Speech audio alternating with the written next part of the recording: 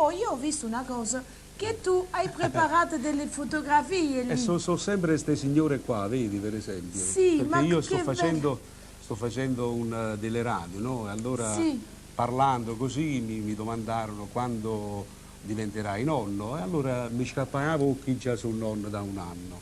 E allora ci sono state perlomeno un centinaio di donne che hanno voluto che io gli promettesse che venendo a Cadutella faceva vedere a mio nipote a magari insomma, bellissimo. sulla fotografia. È un maschietto, ma questo guardate sarebbe- quanto è bello. si Ma no, chiama- applausi!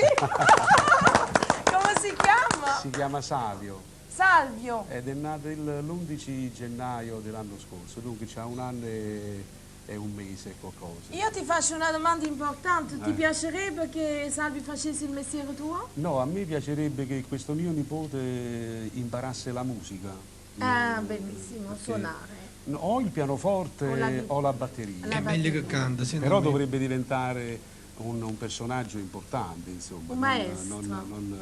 Non una Non cosa così. così, capito? Un fatto Guardate, lascialo un po'. Ma com'è bella, che occhi che c'ha, stupenda. I Paperino non stringere, io- non scamazzare. No, qui se non deve stringere. Non lo voglio Tu ci stringere. stringi a chi si tromba a capo a te.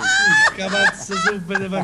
Ad ogni modo non lo stringe, però Non dico fa una cosa. crescere il chiuso. Io spero veramente che possa crescere con tutti i desideri che ha nel cuore il suo nonno e che possa crescere soprattutto pieno di salute e di tanto benessere. Ti Un ringrazio. applauso alla famiglia.